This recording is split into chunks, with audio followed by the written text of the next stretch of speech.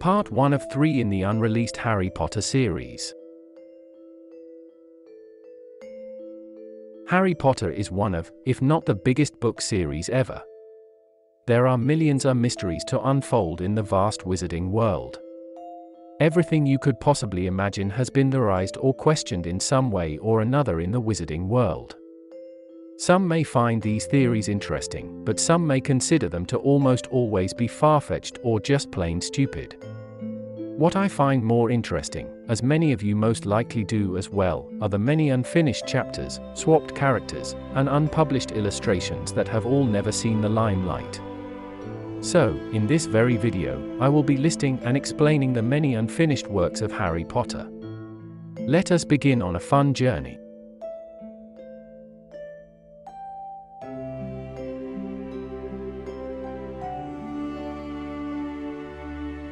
The first photo I will be showing off is the Hogwarts Grounds, illustrated by J.K. Rowling herself.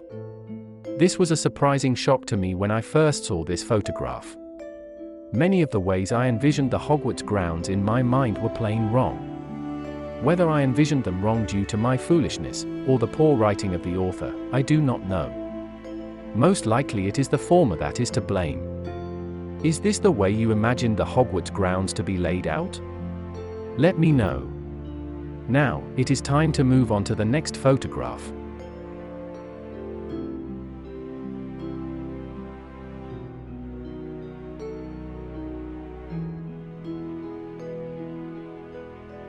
This second photograph's contents may be hard to make out without any explanation. I could hardly tell myself what was written on it. But after close examination, I was able to see and understand what was drawn and written on this paper.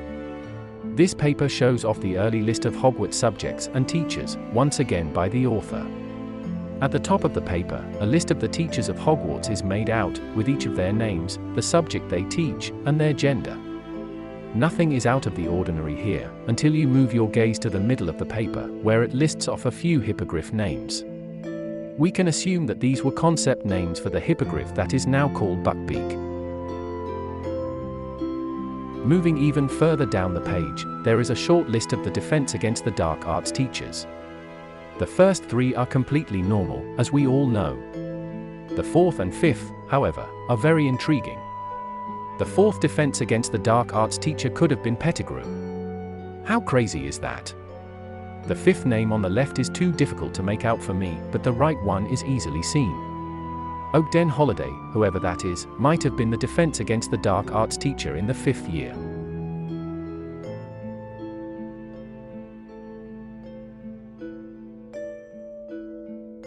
This illustration is an interesting one, as I never expected J.K. Rowling to possess such art skills. Carrying baby Harry is Hagrid, accompanied by Albus Dumbledore and Minerva McGonagall. Hagrid, for some odd reason, doesn't appear to be as tall as one would guess in this illustration.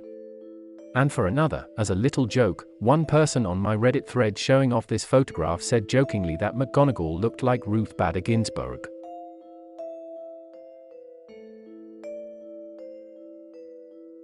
This next photo, in my own opinion, might just be my favorite, because we get both an illustration, but also a name swap. In this photo, Neville, Harry, Ron, Hermione, and Gary are carrying candles, in the 7th chapter of the first book. Gary doesn't ring a bell, doesn't it? If it does, then that's odd. But if it doesn't, that's because there was never a Gary in the Harry Potter series, but there was a Dean Thomas. A name change goes a long way. Whose favorite character would be named Gary, especially if it wasn't a snail? Thank you for watching this video. I hope you all have a wonderful day.